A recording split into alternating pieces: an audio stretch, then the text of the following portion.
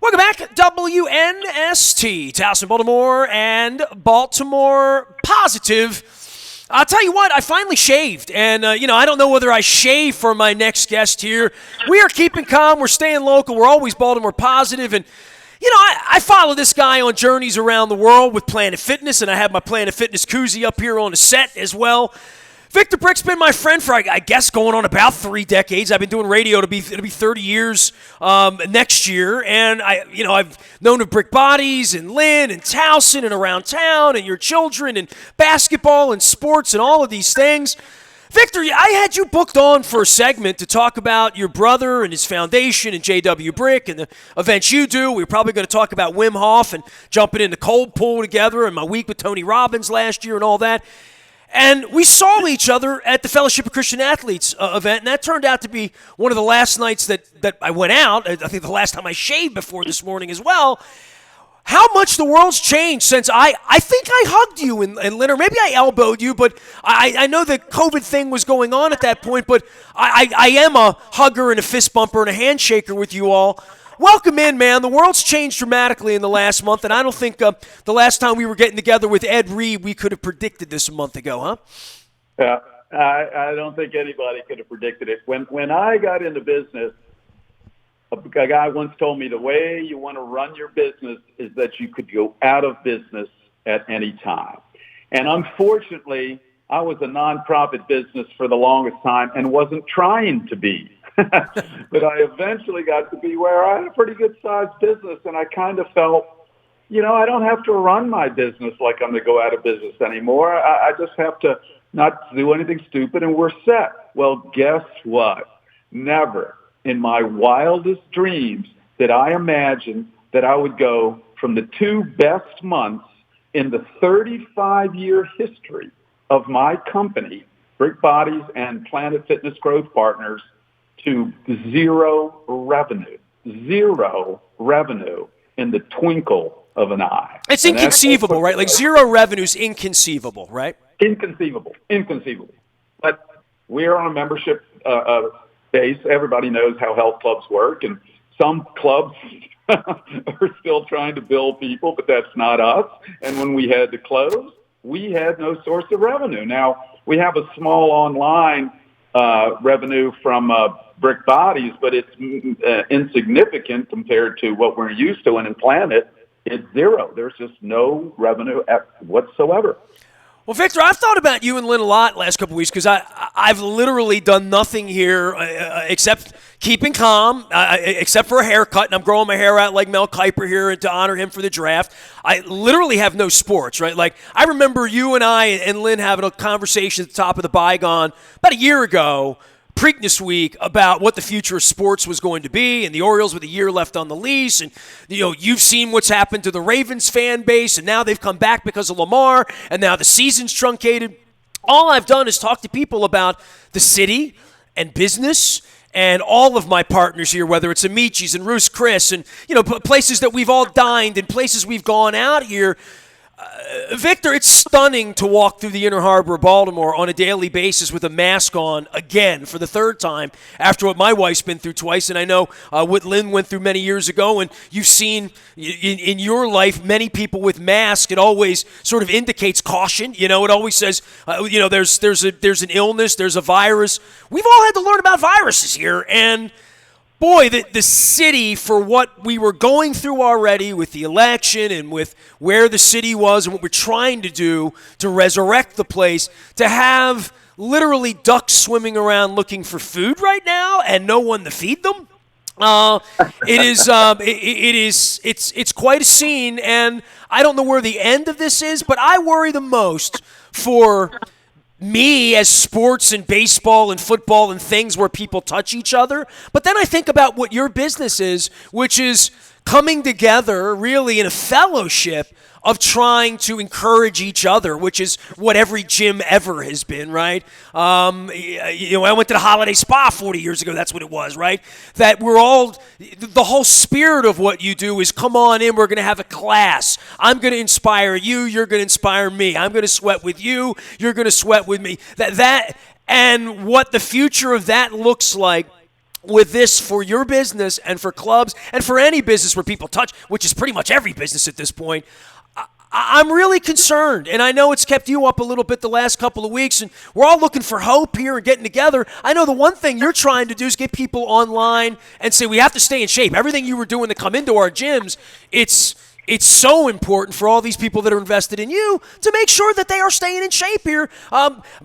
My wife and I, Victor, I got to tell you, we've turned literally this studio space. We've moved the desk back closer to the Christmas Story leg lamp so we have a workout space in the room. We've created a space in our own place because we need to be taking care of our bodies right now. And I know that's been a fundamental cornerstone of everything you've ever done.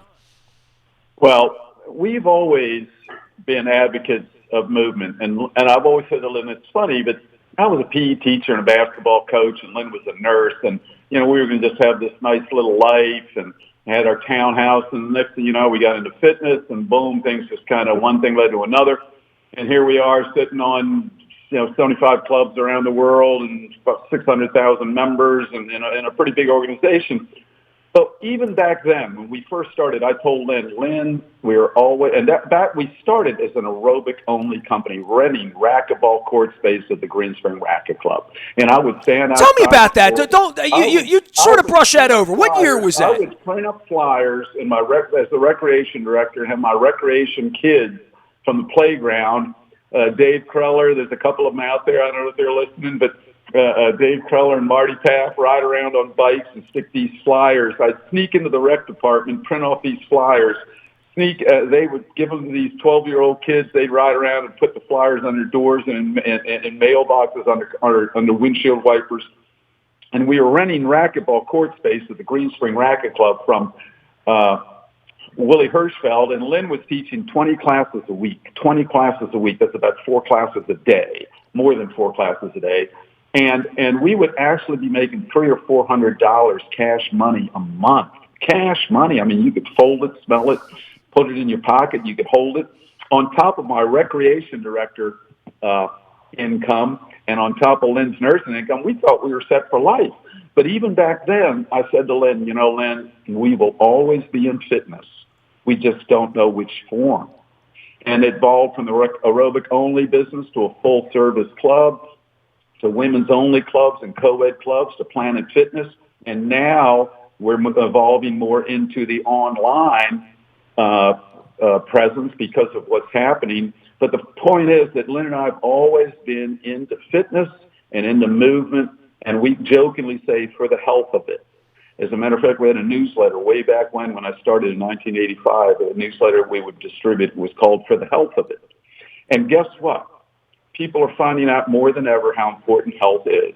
Because if you know the statistics, the people that are healthy are doing much better during this coronavirus than the people that are unhealthy. And I've got news for you. That's been the history of mankind. And what people have to understand is this is not new. In the large scope of things, this is one of the smallest pandemics that has ever hit mankind. We have to keep that in mind. And if you think, and I think, that we're going to go around the rest of our lives being 6 feet away from our loved ones, our friends, our family, you all are crazy.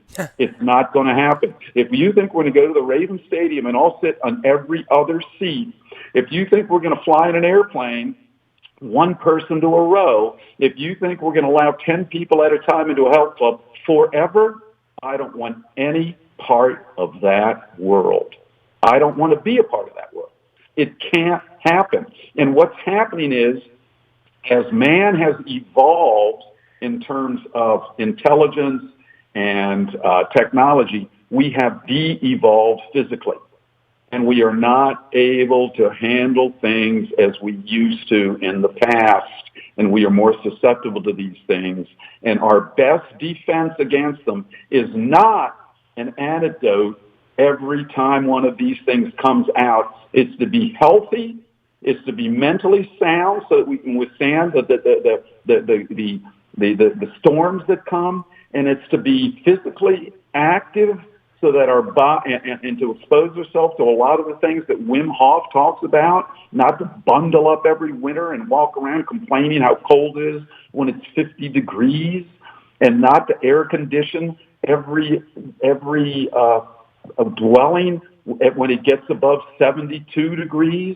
Man used to live between a 20 below zero and 120, and now we live, I'm talking primitive man, and now we live between 68 and 72.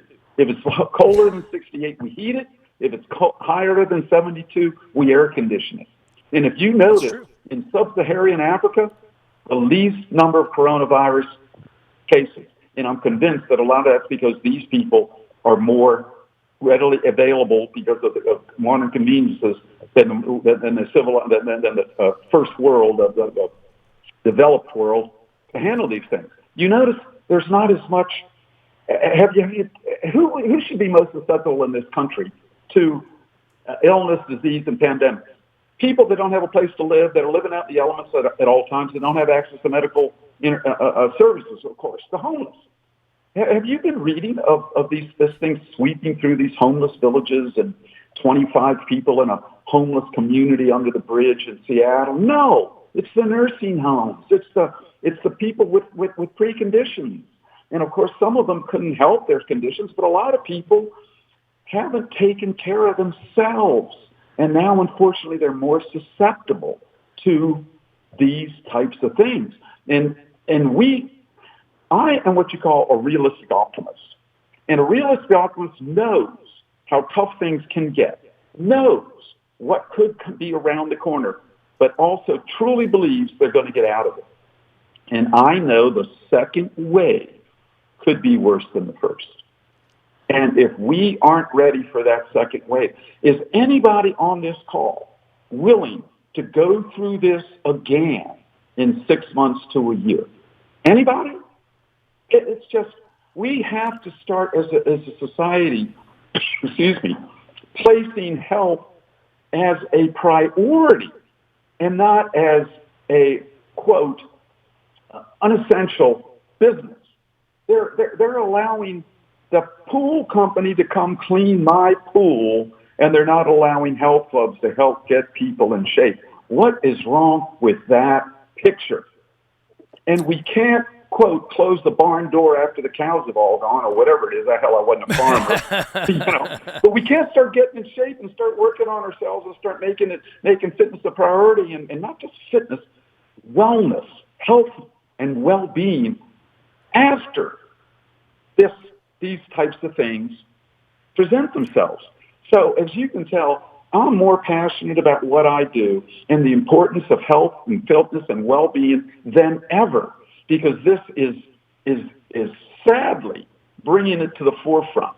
And all of a sudden, a lot of people that have not maintained general health through no fault but their own are susceptible to it, and it shouldn't be. I go on and on and on, but it's just it's got to be prevented. I've always been about upstream methodology, not downstream. Upstream is things like with mental health, let's say.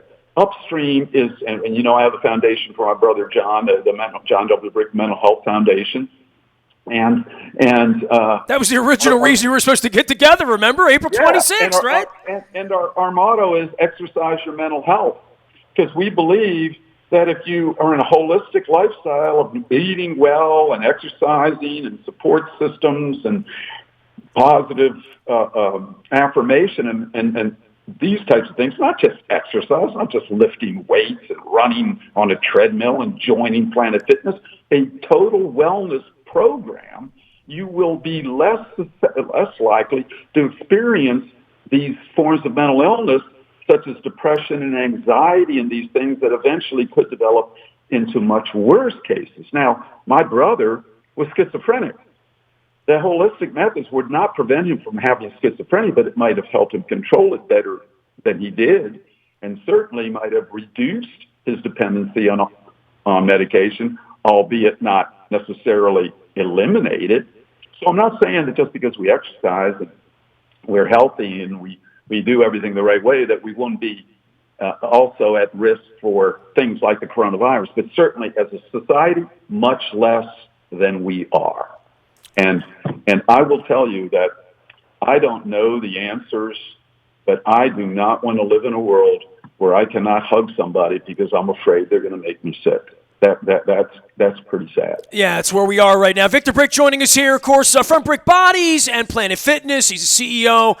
It says Miami Beach on LinkedIn, and I'm your Facebook friend, and I've seen you traveling, and I actually ran into your son and your daughter together at the Super Bowl down in Miami, and they live in parts of Oregon and have now moved out of Baltimore. And I said, hey, are you like in Miami at your place? And you said, no, we're going to quarantine. We're going to quarantine at home, and home's Baltimore for you. And for you to be here the last couple of weeks and to be quarantined, I mean, Don Moeller and I have been getting together talking about the arts this week. Last week we talked to all the educators about what's happening with parents and kids and all the disruption going on right now for all of the zoos and science centers and theaters and all of these other and Brick Bodies and Planet Fitness and all these businesses. And, Don has 7 grandkids that live 3 blocks away, and he can't go hug them, right? I mean, they're just what you spoke to. And I guess in this time, we're all looking for something that feels comfortable. I mean, I shaved for the first time in a month today. My hair, I look like Mel Kiper. But we're bringing in food, and we're hoarding toilet paper, and we're watching the news, and we're wondering where the end of this is. And I think for folks like you and I that have ever built anything, and I've been building this for 30 years in the same way you've been building gyms and your mind into this, that when you get this Mike Tyson punch, I think for all of us to back to where we began, which is it's inconceivable that you have zero revenue. It's inconceivable that my partners like the Bricks are out of business temporarily, right? But I think for all of us, it's another way to think about things, and we're all being challenged here mentally, spiritually, emotionally, physically, to wake up every day and say, today's not a normal day. Now, what am I going to do to make today the best I can make it, the most growth I can have? And I know from a Planet Fitness and from a Brick Body standpoint, that 20 minutes, hour, 2 hours, whatever your mojo is to work out, I know it's in your spirit to tell people they have to do this, but all of us are working overtime in sort of ways we never imagine we'd be working right now. And it is challenging for all of us, right? I'm finding I'm sleeping real well right now, Victor, because I'm waking up every day having to figure things out, right? Well, I will say the first thing for everyone out there and for yourself included, you get into a routine and you stick with it and you try to maintain some degree of normalcy.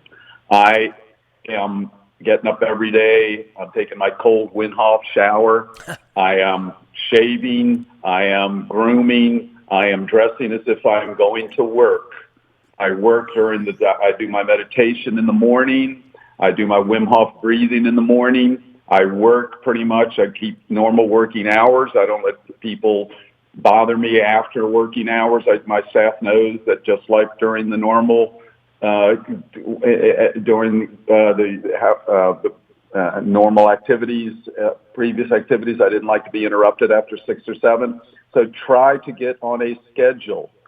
And in that schedule, you need to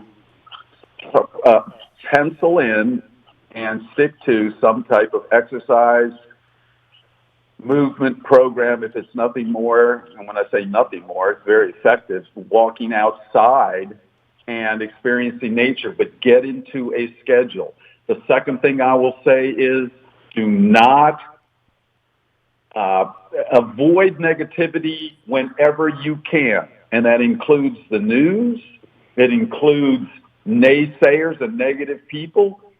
It includes wallowing your own pity. You have to stay positive.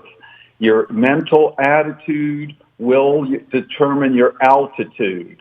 And that normally refers to business and how much you can accomplish. But in this situation, it will determine your mental, your stability in your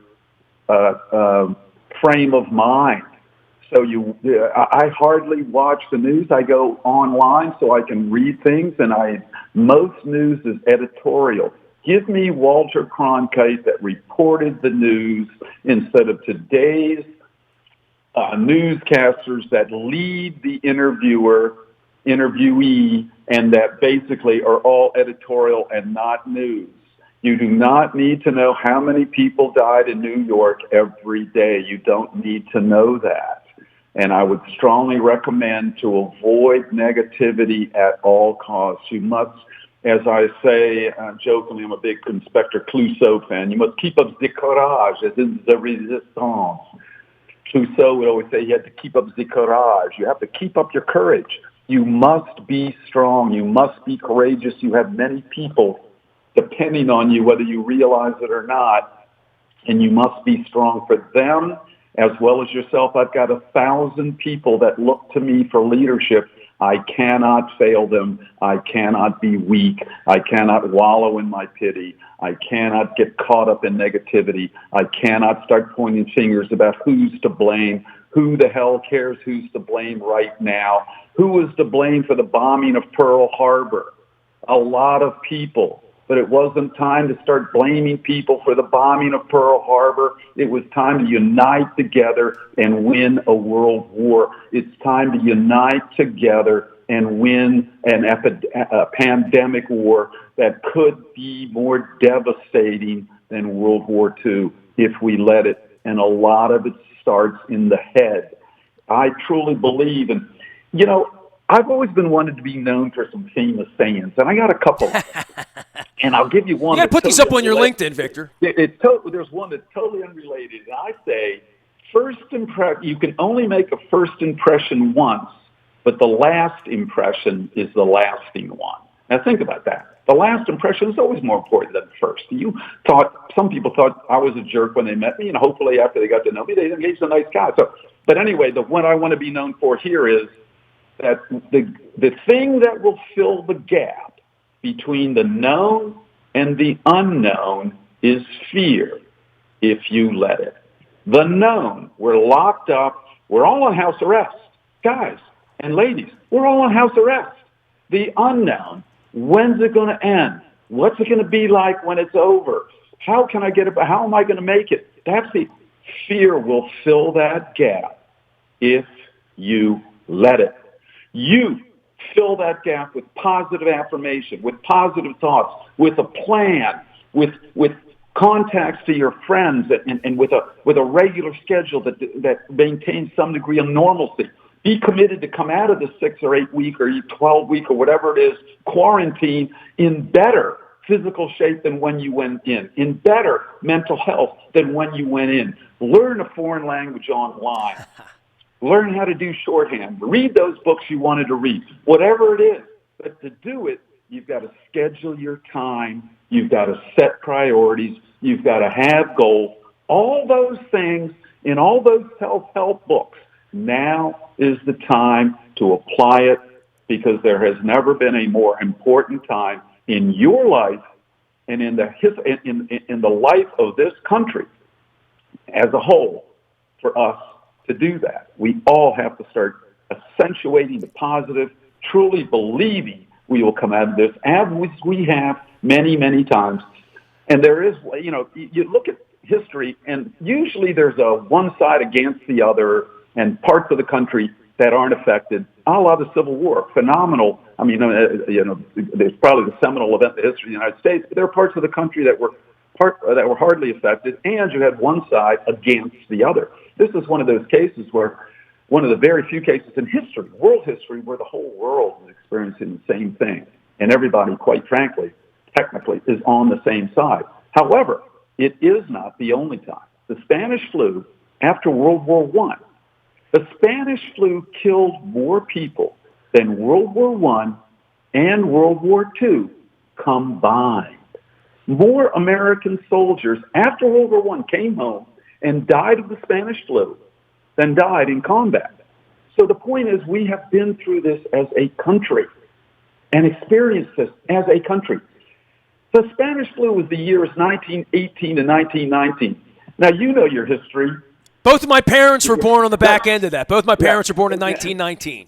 Now, Nestor, what came after 1919, the decade they actually had an acronym for, not an acronym, but a nickname for it, because it was such a great decade. Man, they had good music, and everybody got their hair done, right? It was roaring. Right, but what came after 1919? The roaring what? Roaring 20s. The roaring 20s. The very next year, they started into the roaring 20s, and considered even today one of the greatest times in this history of this country to be alive. Sport, business, music, you name it. You go right down the list.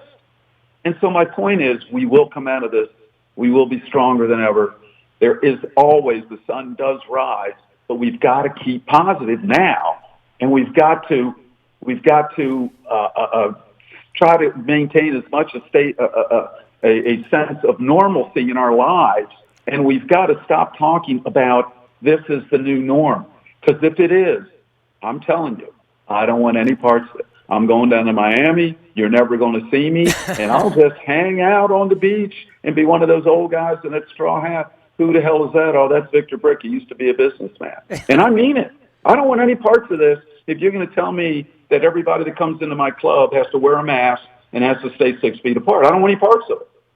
Well, we got to get healthy. United We Move is the terminology at PlanetFitness.com. They get home work-ins every night on Facebook at 7 o'clock. You got to go, but the next time we get together, and this is your homework, when we get together next time, it could be a couple weeks. I'd love to have you back on talking about the updates on all this stuff. But the Wim Hof thing, I want to know about your life before and after the breathing and the cold water. I want to know the real benefit, and I want to hear it long form, okay?